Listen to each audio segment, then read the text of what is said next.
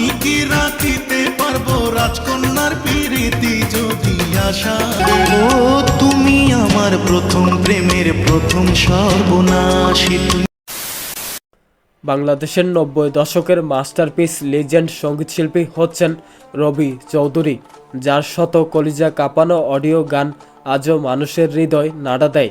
Cassette tap যুগের সোনালী অতীতে তারা বাংলা ইন্ডাস্ট্রিতে রাজত্ব করেছেন। তবে বয়সের ভারে তাদের প্রোগ্রাম এবং নতুন গান তেমন আসছে না, কিন্তু তাই বলে তারা হারিয়ে গিয়েছে তা নয়, বরং তারা তাদের পুরনো মাস্টারপিস গানের জন্য এখনও সমানভাবে ব্যাপক জনপ্রিয়। আজকের আয়োজনে গুণী এই শিল্পীর জীবনের জানা অজানা কাহিনী সংক্ষেপে জানার চেষ্টা করব। রবি চৌধুরী বাংলাদেশের বাঁশখালী, চট্টগ্রাম জেলায় ১৭ ডিসেম্বর ১৯৭০ সালে জন্মগ্রহণ করেন। সে অনুযায়ী তার বর্তমান বয়স হচ্ছে প্রায় ৫৫ বছর। চট্টগ্রাম থেকে তিনি স্নাতক ডিগ্রি অর্জন করেন। পঞ্চম শ্রেণীতে পড়াকালীন তিনি প্রথম স্টেজ পারফরমেন্স করেন। তার প্রথম একক অ্যালবাম প্রেম দাও প্রকাশের পরই শ্রোতার নজরে আসেন। এরপর থেকে আজ অবধি তার ৬৫টি একক অ্যালবাম প্রকাশিত। ৯০ দশকের শুরু থেকেই শ্রোতা দর্শকের কাছে ভীষণ প্রিয় রবি চৌধুরী। জনপ্রিয় এই সঙ্গীতশিল্পীর জন্মদিন ছিল গত ১৭ ডিসেম্বর শুক্রবার। দিনটিতে তিনি কোনো শো রাখেননি, যে কারণে পরিবারের সঙ্গেই দিনটি উদযাপন করেছেন। ১৯৯১ সালে সিলেক্সের ব্যানারে তার প্রথম একক অ্যালবাম প্রেম দাও প্রকাশিত হয়। সেই হিসেবে চলতি বছর তিনি তার সঙ্গীত জীবনে ৩ দশক পূর্ণ করলেন।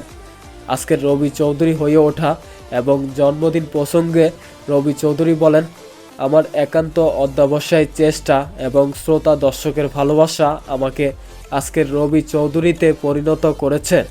বিশেষভাবে কৃতজ্ঞ সিলেক্সের কর্ণধার মুরাদ ভাইয়ের কাছে। তার কাছে আমি সেই সময় আমার লেখা ও সুর করা আমি আজ জেনে গেছি ও বেদনা সবটুকু আমাকে দিও গান দুটি নিয়ে যাবার পরই তিনি আমাকে প্রেম দাও অ্যালবামটি করার সুযোগ দেন। সেই সময় এই অ্যালবামটি ১০ কোটি টাকা ব্যবসা করেছিল। পরম শ্রদ্ধাভাবে স্মরণ করছি আমাকে গানে যারা তালিম দিয়েছেন। আর একটি কথা না বললেই নয়, তা হলো আমাদের সঙ্গীতাঙ্গনে অনেক ভালো শিল্পী আছেন, কিন্তু ভালো মানুষ কম। নতুনদের ভীষণ বিনয়ী হতে হবে, সিনিয়রদের প্রতি শ্রদ্ধাশীল থাকতে হবে। আমার জন্য জন্মদিনে যারা শুভেচ্ছা জানিয়েছেন তাদের প্রতি ভালোবাসা রইল। রবি চৌধুরী প্রথমে গানের তালিম নেন চট্টগ্রামের আহমেদ কবির আজাদের কাছে। পরবর্তীতে তিনি সঙ্গীতায়নের প্রতিষ্ঠাতা আবু বক্কর সিদ্দিকের কাছে তালিম নেন। সঙ্গীতায়ন থেকেই তিনি উচ্চাঙ্গ সঙ্গীতে গ্র্যাজুয়েশন সম্পূর্ণ করেন। পরবর্তীতে ঢাকায় এসে তিনি খন্দকার নুরুল আলমের কাছে ২ বছর তালিম নেন। ১৯৯৫ সালের ৭ এপ্রিল মুক্তিপ্রাপ্ত নাহিদ মাহমুদ পরিচালিত আন্দোলন সিনেমায় প্রথম প্লেব্যাক করেন তিনি। আহমেদ ইমতিয়াজ বুলবুলের কথা ও সুরে গানটি ছিল মরেছি মরেছি প্রেমে যে পড়েছি। পদ্মায় লিপসিং করেছিলেন বাপ্পারাজ ও নিশি। সর্বশেষ তিনি নার্গিস আক্তারের পুত্র, এখন পয়সাওয়ালা সিনেমার সঙ্গীত পরিচালক হিসেবে কাজ করেছেন। রবি চৌধুরীর বাবা সর্দার কবির আহমেদ চৌধুরী, মা লাইলা কবির, তার একমাত্র বোন হাসিনা।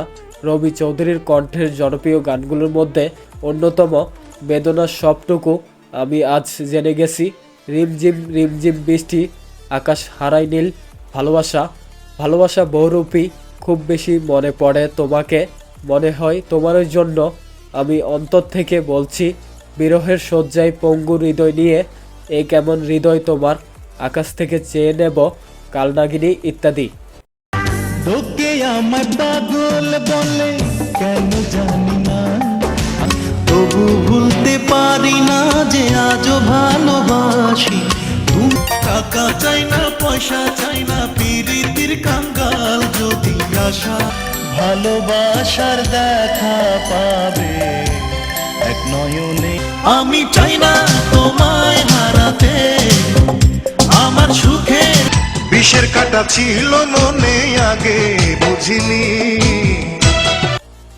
রবি চৌধুরী ভালোবেসে সহশিল্পী ডলি সায়ন্তনীর সাথে গড় বেঁধেছিলেন। তাদের সংসারে একটি সন্তানও জন্ম নিয়েছিল, কিন্তু সে সংসার বেশি দিন টিকেনি।